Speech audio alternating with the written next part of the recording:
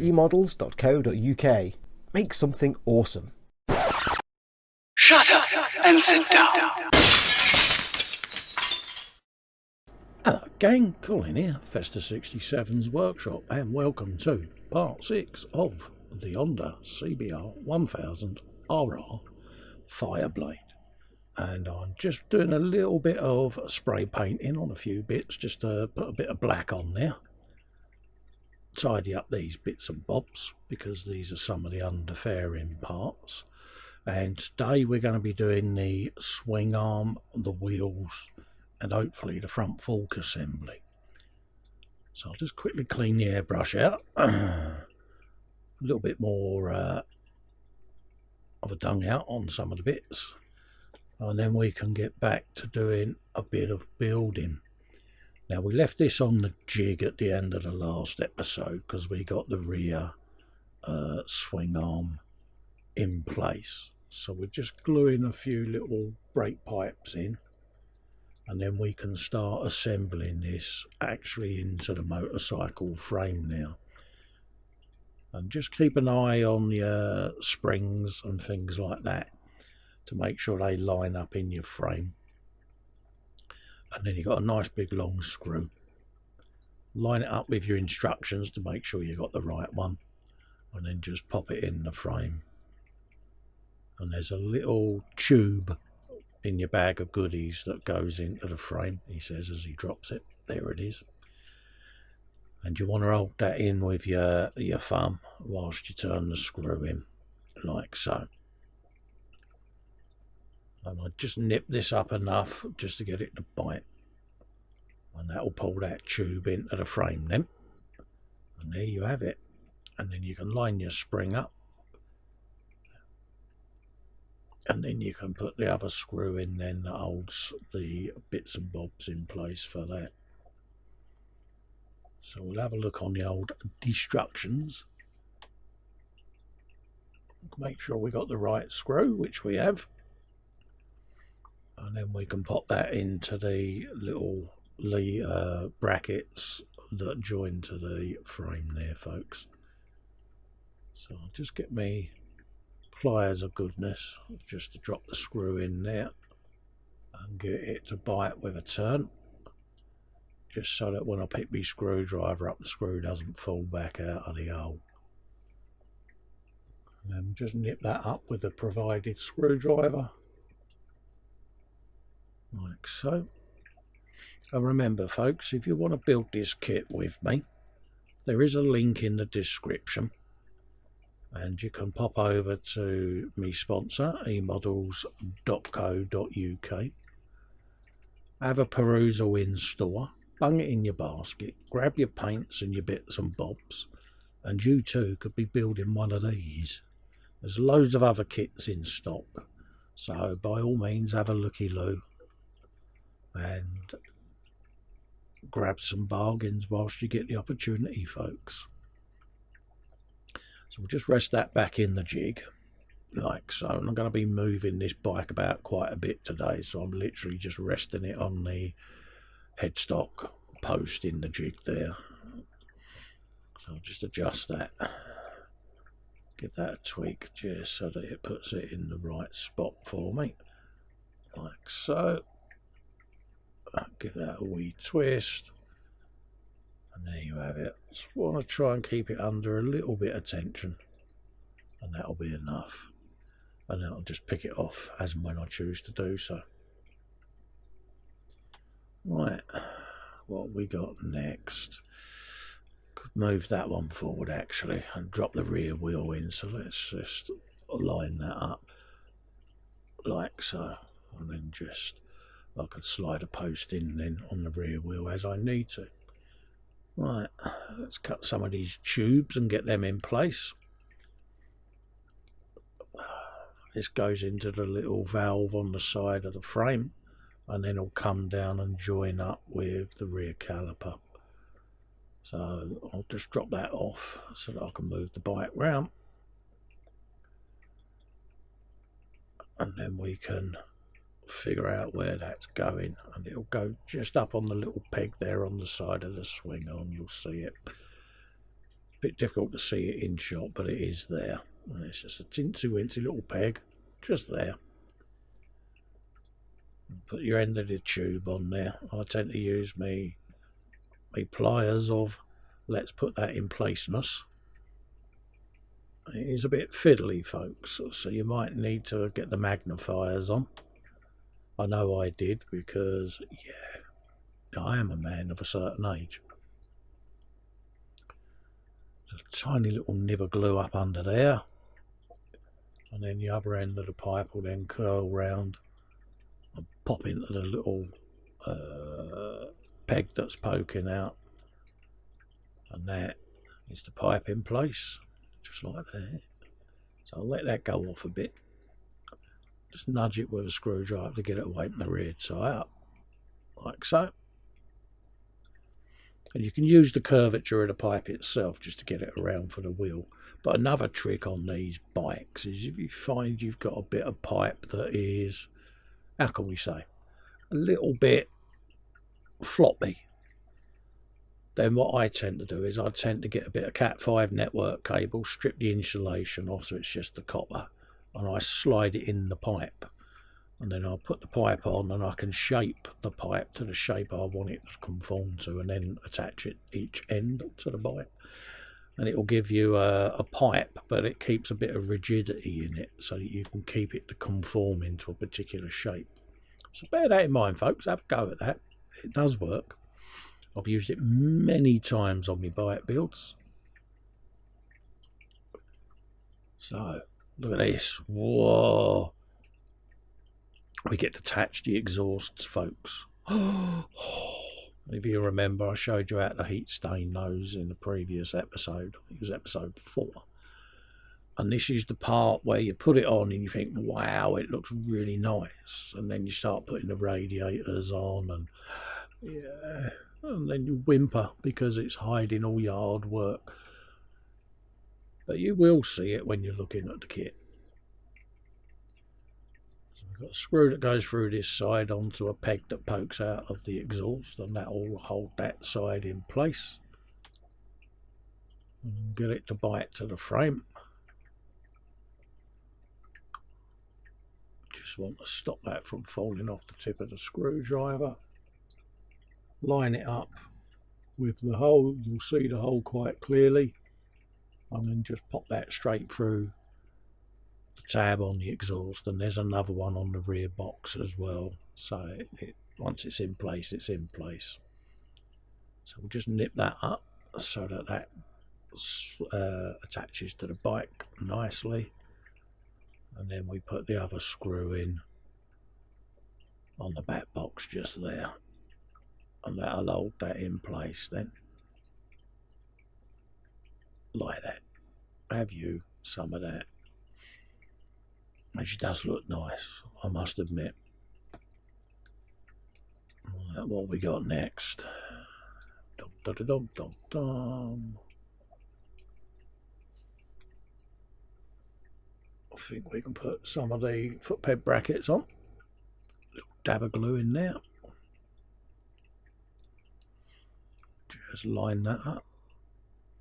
As you'll see, I'm constantly moving the bike around, but it's just so that I can look at alignment issues.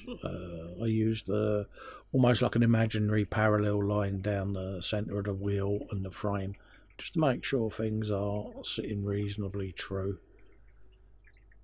So we can pop that back on the jig for a minute whilst that all cures.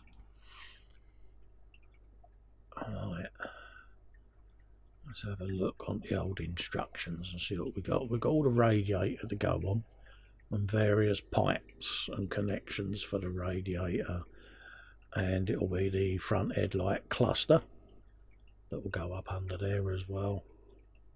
So here goes for the radiator. Now them beautiful exhausts are now going to get covered, and yeah, but you get to see the edges of them, folks. And that's the bit of the build where you think, oh, I went to all of that. But yeah, and then it's just a matter of putting some glue on, capturing the pipes and the hoses, that come from the radiator.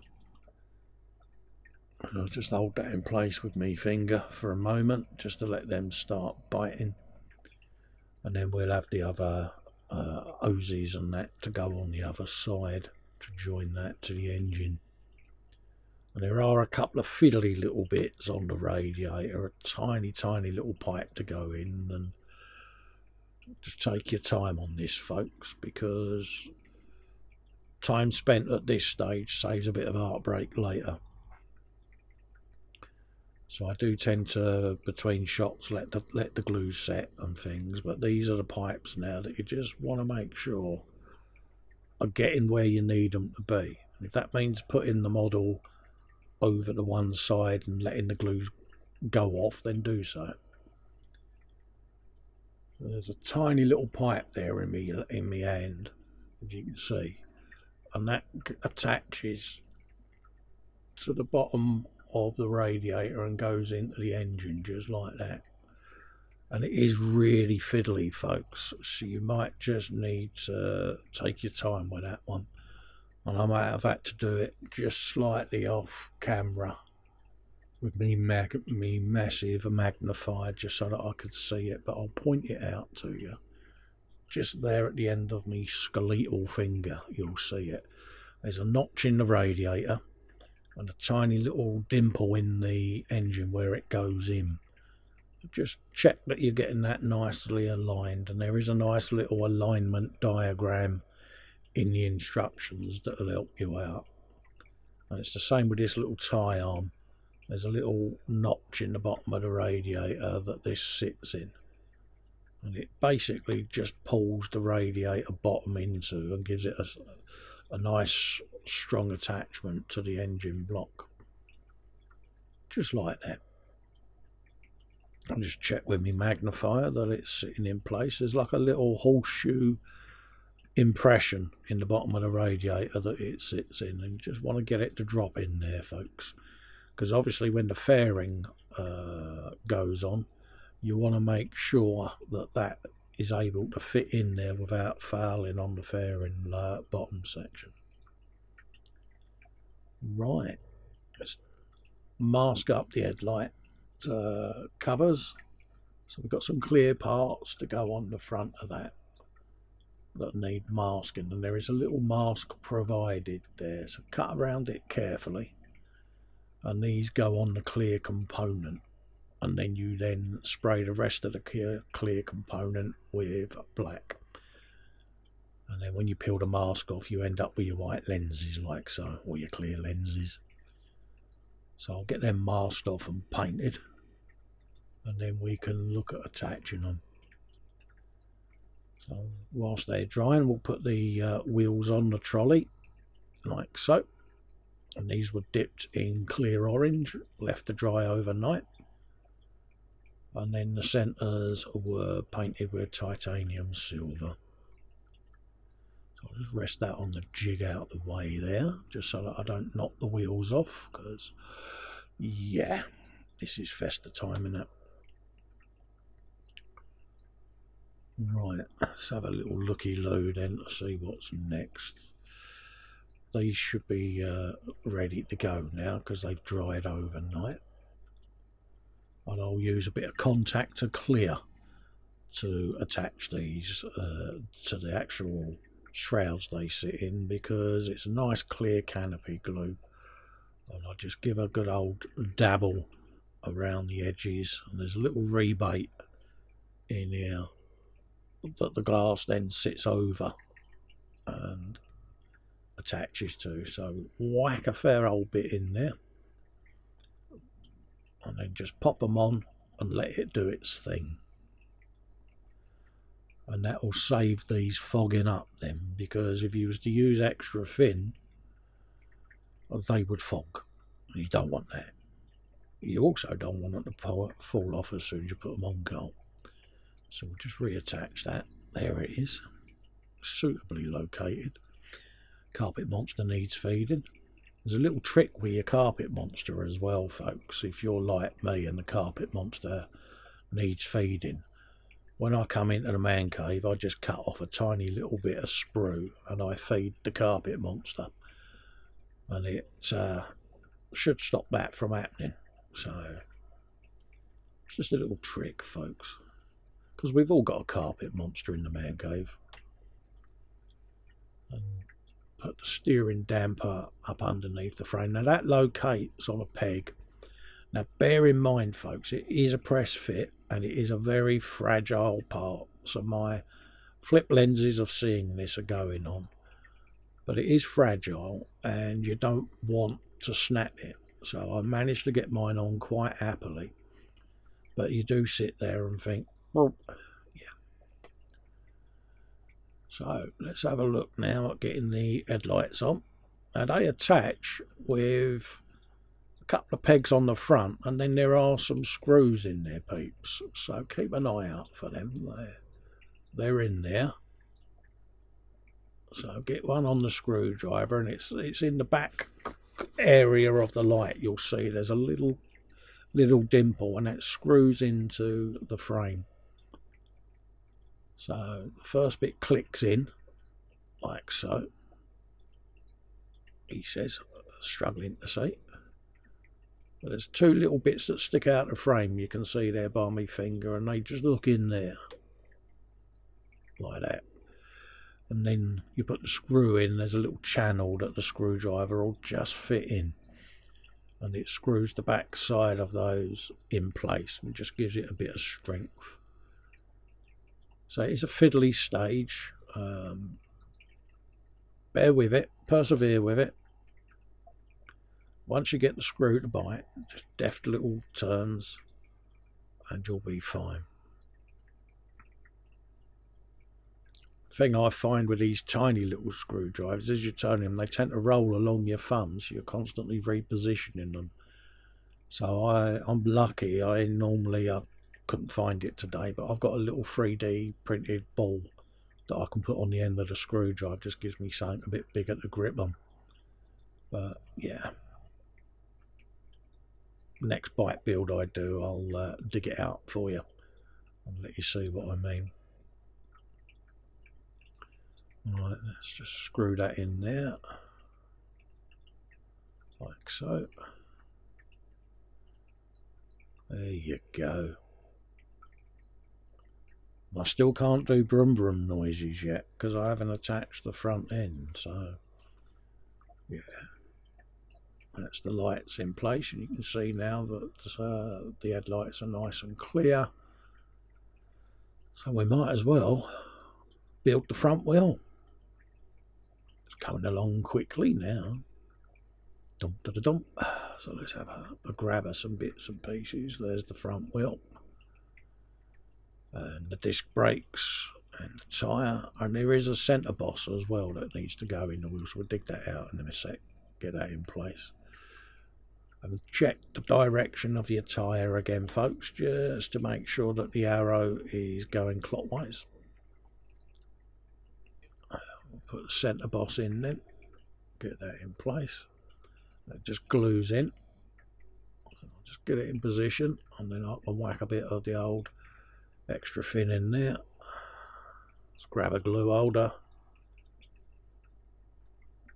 Let's put a bit of extra fin in there, like so. And yeah, I've got the glue holder out, and yeah, the minute I've picked the wheel up, I realise, put the glue in the glue holder, Cole. Yeah, there you go. All safe and sound, because I will knock it over. Right. Let's get a bit of progress on there. I just want to check that boss and then look at the discs. There's tiny little pins that are sticking up from the centre there of the wheel, and you just turn the brake disc until they locate. You'll feel it just click into place just as it drops on them pins, like so. Just give it a quick test to see whether it spins. If it spins, then the pins haven't located. And then just quickly give it another dab on all the tops of the pins, like that. Bosh. And let that dry. So it's ready to go. What do we need next? Dum da da dum da da dum dum dum. It's got to be the front forks, isn't it? It's got to be. Yeah, let's build the front end. And these I'm really happy with. They come up well. Now there is a detail upset available for these bikes. It's a Tamiya front fork set. They do come in stock, but for this build I decided to go for the regular forks, just to give you an idea that it, you know, you can have a go at it with your paint. If you want to get the fork set, obviously you can grab one from eModels. But I just thought I would do this as a straight out of box build, folks, just so that you can see that you can achieve a similar result. But if you do want to go that bit extra and put the front fork set on, then by all means grab yourselves one. So let's have a look for the rest of the bits and pieces for this front end and get that all sorted, because there's going to be the calipers, there's going to be the triple tree. So we might as well get all the bits on the bench ready to go. And I think with a bit of luck, we should be able to get the front forks done. And I shall let them cure and then attach them probably in the next episode, because I want this triple tree to be really solid. Now there is a little notch that it locates into, so it can only go one way. But by all means, check your instructions just to make sure. Yeah, and you'll know as soon as you put it on, you'll feel it, that it just locks in place like that. And then you've got a little tiny horseshoe section that goes over the front of that to close that off. So make sure you get your little horseshoes in, and it goes just in there, and it fills that gap there, and it gives the impression that it's clamping the front fork in like so. Yeah, try not to drop it, Cole. There you go. Just give that a press fit. And again, there's a little bit of weathering to do on this. Once this gets assembled to the bike, I shall do a little pin wash around some of the edges of the forks, and I've got the rubbers to replicate, and a little bit of a wash to go in the caliper mounts, just to give it a little bit of dimension. So I've got all of that still to do yet, but for the meantime we'll grab this and get this assembled. And we've got the beginnings of the front end taking shape, folks, and yeah, it's coming together quite nicely, I think. Right, I think we could probably get the calipers out and get the front wheel on. Dum da dum da dum dum dum. Ooh, exciting times. Alright, let's find the calipers, because they are ickle. Da, da, da, da. Yep, that's one of them. What else have we got? That's for the reflectors. So we've got little reflectors that go on the side of the forks as well. What other bits have we got? Just make sure that I've got everything I need to get these forks together. I just need to grab the calipers. They're right over there. Yeah, they seem to be drying off nicely. And there's a little Brembo in there. What else? What else? What else? Put that away there. That's the horn that goes up underneath the triple tree. So let's put that on. It's one of them bits that often gets left off. So we'll just drop that in situ before the front mudguard goes on, because yeah, like so.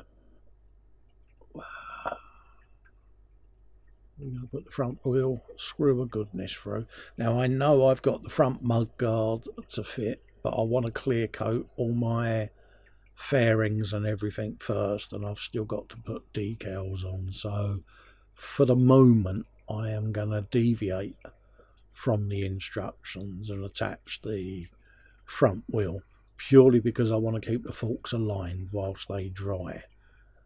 So it'll be nipped up, but I am fully aware that I shall be removing the front wheel and lowering it slightly to get the front mudguard in place.